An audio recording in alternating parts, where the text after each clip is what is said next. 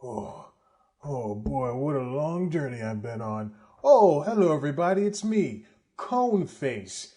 I can hear things with this cone and I can also speak into it.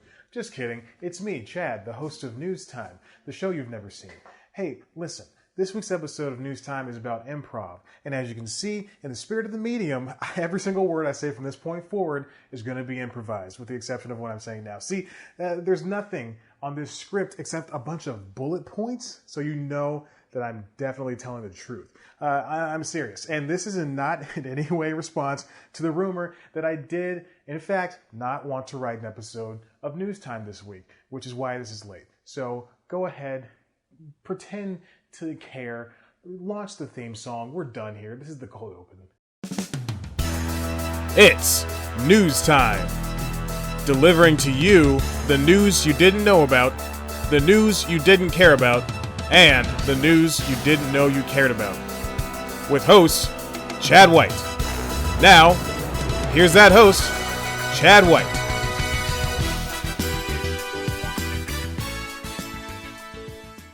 Welcome back to News Time. I'm your host, Chad White, and this is the improv news that you didn't know about. Okay, listen.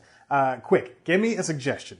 Too slow. The improv game is all about speed, baby, and we're not. Wait, who's to say? The last couple of months of the coronavirus pandemic have had an adverse effect on every last component of the entertainment industry, but one part of the medium has, was in dire need of upheaval in the first place was improv. There were rumblings and, in many cases, known tales of systematic racism and sexism within the community, but now things are about to change for the better. Protests surrounding George Floyd's killing caused an uproar in the entertainment industry, and not just the entertainment industry proper, but also the subsets within it. So the Upright Citizens Brigade is at the forefront of the discussion for the improv side of the things. And now Upright Citizens Brigade, or the UCB as is quickly known, is that how you say it? is a for-profit theater that charges for classes. So the idea is that people will sign up for Improv 101, pay a coach, well, not pay really a coach, but pay UCB for the privilege to take the class. It's like $300 for like 9 weeks or something like that.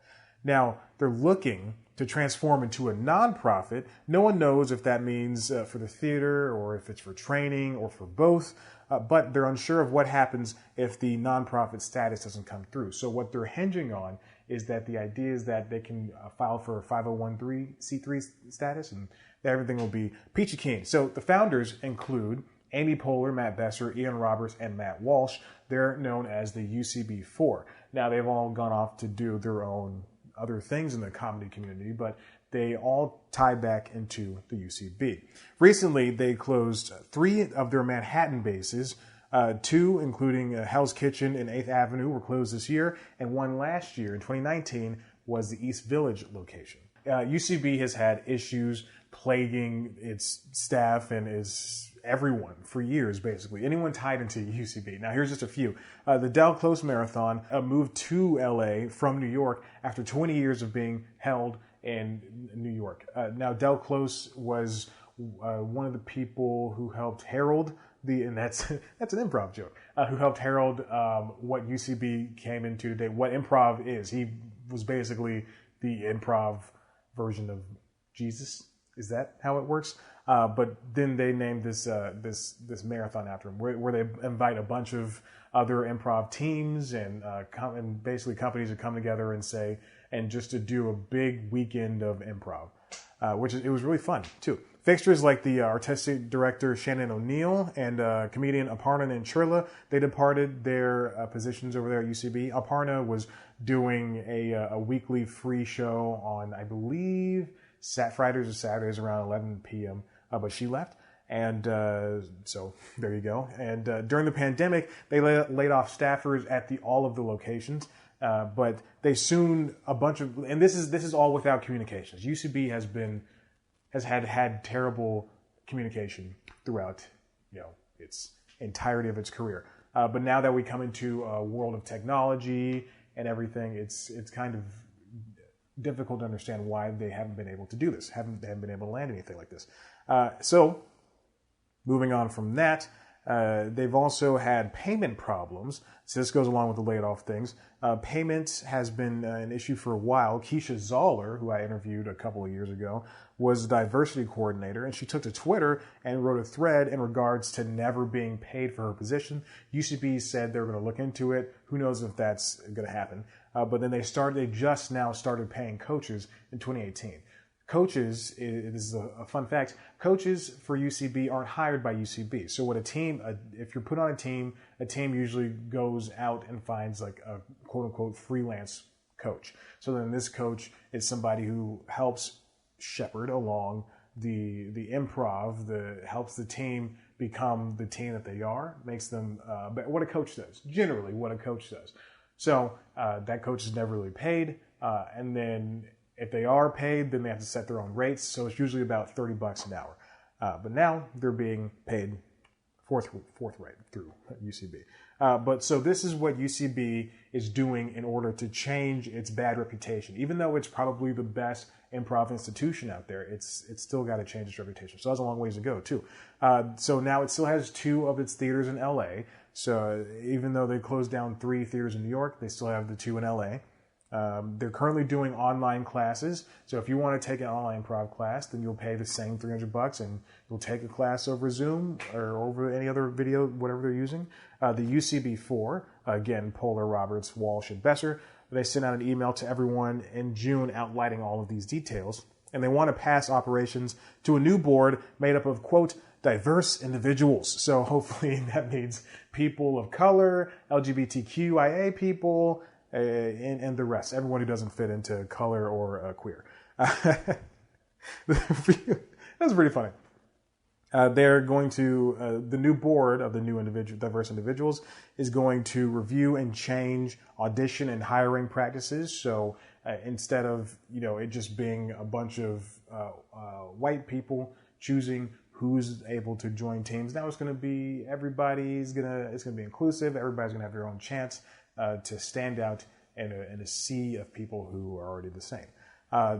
Then they're going to formalize anonymous reporting of complaints related to related to race, sexual orientation, and safety. So there you go. It's going to be a lot more safer, actually, hopefully. On August 1st, the UCB4 will no longer be in charge of the day-to-day things that go on behind the scenes at UCB. So this new board, hopefully by the time this episode is posted, they will have been chosen and announced and shown to the world. So UCB is, I would say, currently doing just a smidge better than its competitors. Second City CEO Andrew Alexander, who is 76, was accused of institutional racism. He resigned in June, but that didn't stop 19 Second City alum from signing a letter, both current and past alumnus, of color, including Chris Redd, Sam Richardson, Tawny Newsome, Amber Ruffin, and Ashley Nicole Black.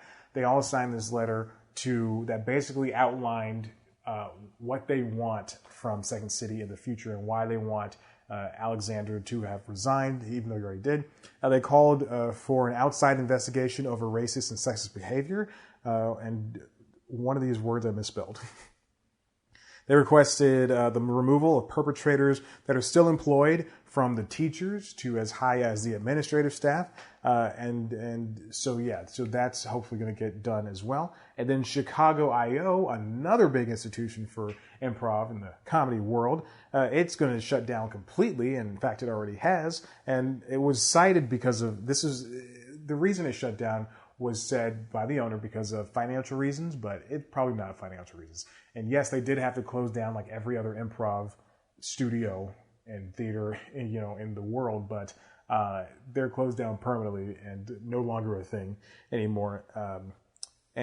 So the financial reasons were cited, and property tax bills on the horizon were the citations. The owner, who is Charna Halpern, who's 68, said that the property tax bills were going to be about $100,000, and she didn't want to pay for them out of her own pocket if IO wasn't getting anybody inside. And then so Miss Halpern was accused of racism, but before closing, she said that she already planned on changing. So she saw the coming tide, but she preempted it by closing the theater herself. She hopes that Chicago I.O. is brought back in some form by other people, that she's been running it for, I think, something like 20 or 30 years or something like that, maybe even 40. Who knows? But there you go. All of this this improv stuff is really having an effect. All of the this uproar, this civil uproar, is having an effect on the improv world, and it's just crazy and insane that there were even in the world of comedy that's supposed to be all inclusive, it just didn't have the way to avoid racism, institutional sexism, and everything, and the like. But hopefully improv can find a way around it. If stand-up can get over and push out all of the bad people that were doing things, taking advantage of other people or assaulting other people, then hopefully improv can do the same thing, because improv is supposed to be a team thing. And if you're breaking off the teams and hurting people, then what's the point of even doing it? Speaking of things that are what's the point of even doing, you can subscribe to us and follow us on subscribe to us and check out one of our videos. Of course, you can head to the website cpluscomedy.com, where there are so many great interviews with their favorite comedians that you'll think, boy, this Chad guy sure is good at what he does. Based on this episode, I am. You can follow us on Twitter and Instagram at cpluscomedy. Follow me on Twitter and Instagram at ChadBlackWhite. Like us on Facebook. Listen to the Constitutionals podcast wherever you get your podcasts. And thank you for watching and putting up with this. I swear, episodes are usually scripted. Oh, Conehead's back.